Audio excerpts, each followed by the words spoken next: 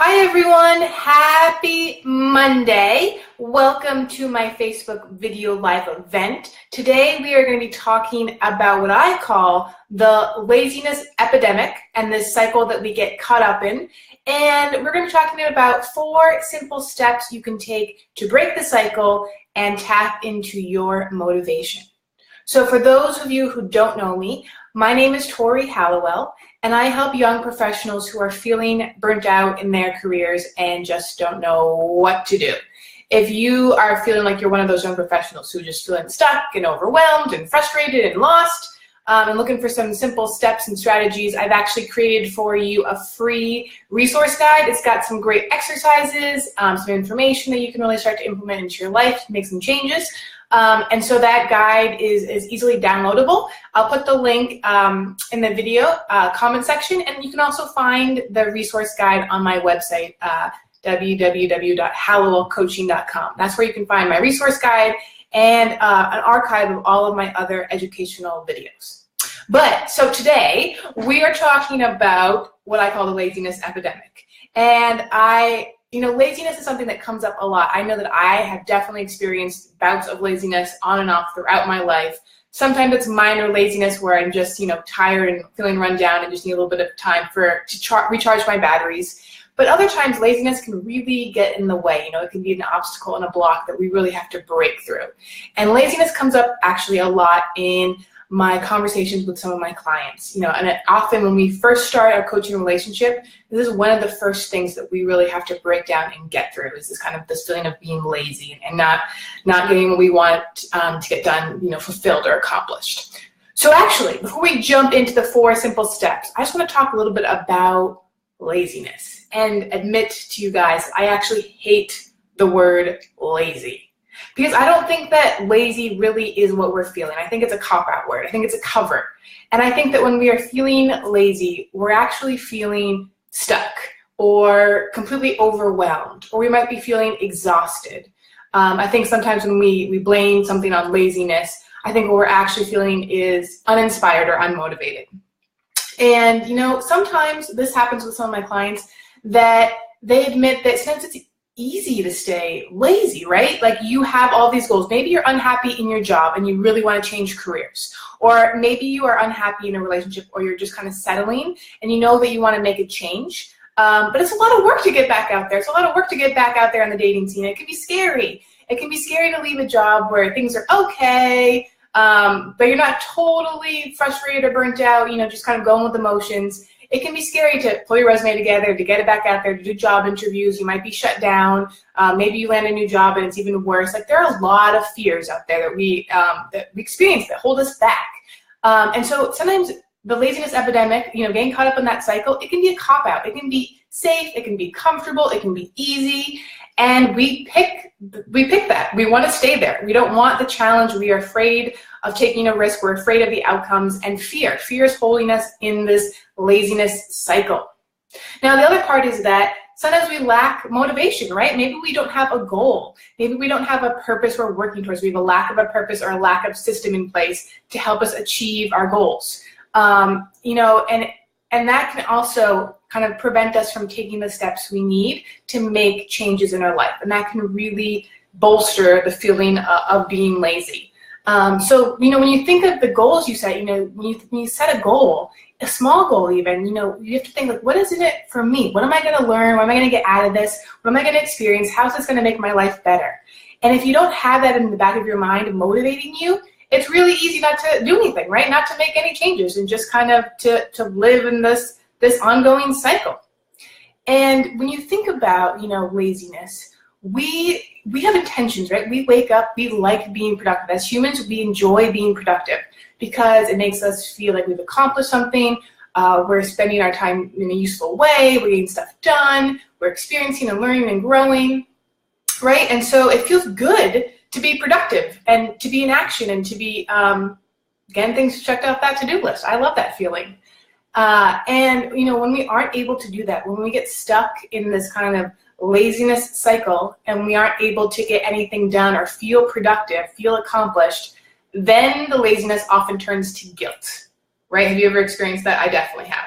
Where I wake up on a Saturday, I mentioned this in my email chain, I have like the best intentions and expectations of my day to get all my stuff done and feel fulfilled and enjoy my night, and then I do nothing, and I just sit on the couch.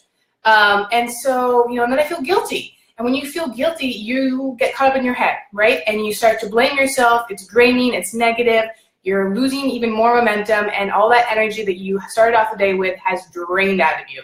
And so this creates a pretty nasty cycle of intentions lead to laziness because of fear, lack of motivation, no goal that's being set.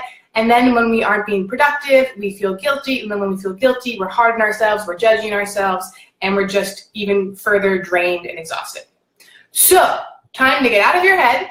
Look back at last week's video for a reminder of how to get out of your head. And it's time to break this cycle. So here are 4 easy steps that you can start to incorporate into your life so that you stop feeling lazy and you can get motivated and get inspired. Step number 1 is give yourself a break. Stop judging yourself, right? That's not getting anything done. If anything, it's just creating more and more of a disaster in your head, and you're just making yourself feel worse about what's going on. And that is just going to feed into your self-doubt and your lack of confidence, and it's going to feed into your fear.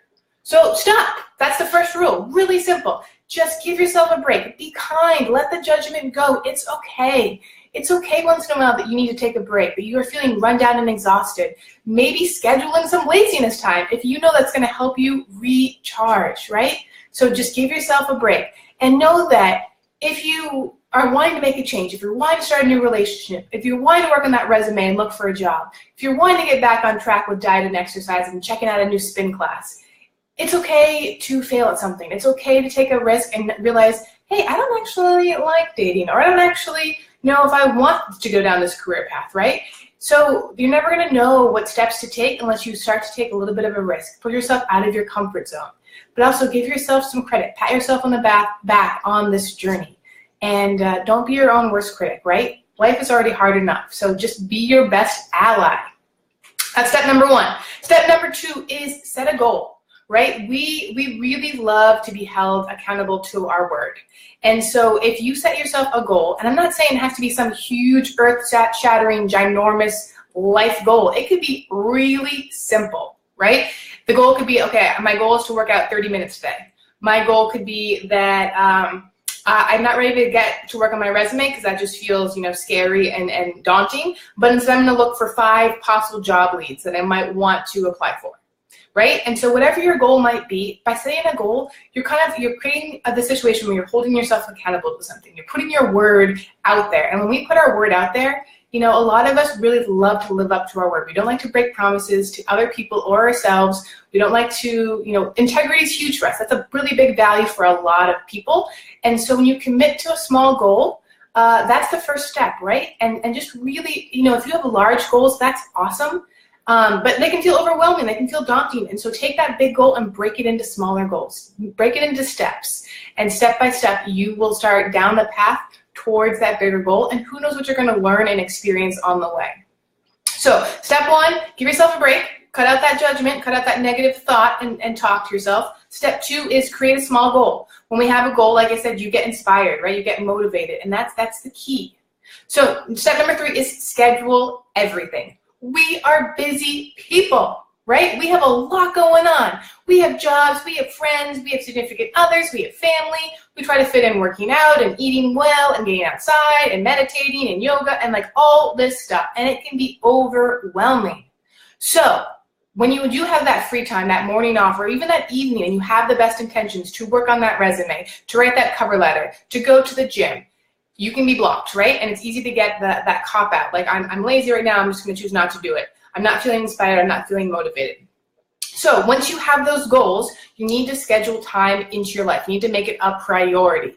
And the best way to do this is to work backwards. So think about what it is, the goal that you want to accomplish. I want to go to yoga twice this week. Okay, great. So when is the yoga class in the studio next to you? Okay, it's Tuesdays and Thursdays at from 7 to 8. Now you know how long it is. So you have to work backwards to schedule the time in, and you need to figure out how long is each step going to take. If I'm going to work on towards these goals, am I going to spend 20 minutes? Am I going to spend an hour? Am I going to spend 45 minutes? So you really need to try to prioritize these steps and these goals. Plan them into your life and figure out roughly how long they are going to take so that you don't feel overwhelmed by it. You don't feel, and then you don't lose that motivation and that inspiration.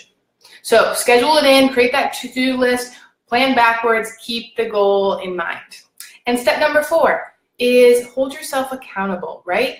Once we hold ourselves accountable, just like when we give our word to something, we are much more likely to follow through. Accountability is huge. It's actually one of my favorite things about working with clients is being able to hold them accountable. And I think that oftentimes they really follow through on assignments and changes that they want to make because they know that I'm going to ask them about it. I'm going to check in. So easy ways to hold yourself accountable. Tell a friend. Email me. Like, I can hold you accountable. I don't even have to be your coach. Just shoot me an email. Send me a text. You have my cell phone number. It's on my website. It's on my Facebook page. Let me know what you're working on and how I can hold you accountable to that. Ask a friend, ask a family member, ask a colleague at work to hold you accountable to a small goal you want to make or achieve that week, right?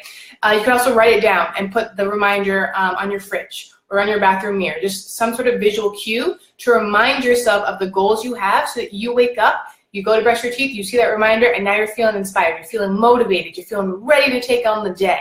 Okay, so also accountability equals no distractions. So when you are about to sit down and tackle whatever it is that you want to get done, your resume, creating a dating profile to get out there, signing up for a new class because you don't want to be bored at night anymore, whatever it is that you are looking to do, when you sit down to do it, put your phone away, put it on Do Not Disturb, put it in a drawer, sit down with no distractions, and really sit down with the mentality of I'm here to get as much done in this amount of time as I can, to learn as much as I can, and to be as productive as I can. And again, be kind to yourself, right? No one's going to get anything done if we just keep railing on ourselves and just kind of, beating ourselves up. So when you kind of think about these steps, which are give yourself a break, create some sort of goal or plan. Small steps lead to big outcomes, so make it small. Don't make it ginormous if that makes you feel better.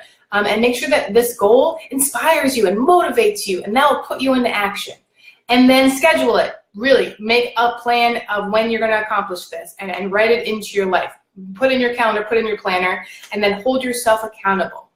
And the last thing I want to leave you with is, how will your life look like if you don't make any of these changes, and if you keep copying out to the laziness epidemic? What will your life look like a year from now?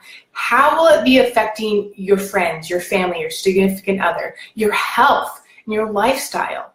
Not great, right? You feel probably pretty low right now. I just took you down there. And now instead, I want you to think about what will life look like if I'm able to break the cycle, if I'm able to implement some of these changes, if I'm able to be more productive and achieve the goals that I've set to make my life a little bit better. How will that improve my life? How will it affect and improve other people's lives around me, right? Lots of great stuff will come out of it. Lots of great changes. Who knows where it will lead you? So that was 4 simple steps to help break the laziness epidemic. I hope that has kind of motivated you for the rest of the week to get some of your goals accomplished, or to at least create a plan of action. If you've liked this video, if anything I've shared, resonated with you, inspired you, motivated you, please leave me a comment. Let me know, what you got out of this video. Please like this video and share it with others. Tag a friend if this is going to help them kind of get motivated, get their life back on track. And for those of you who watched this video and have really resonated with the information and are ready to break this cycle of yours, if you are feeling that you're often feeling lazy or exhausted or just overwhelmed by life, and you recognize you need some support, you need some guidance and help, please reach out. I do one-on-one coaching and mentoring of clients who are feeling exactly that way, who feel stuck and just unsure what steps to take in their life to make some change. So please reach out. Don't be shy. Shoot me a message. Drop me a line and let me know what's going on. And let's just figure out what changes we can make so that you start to feel happy and fulfilled and just inspired again. So thank you so much for checking out my video. Reminder to check out my website, download my free resource guide, and I look forward to seeing you next Monday on Facebook Live. Have a great week.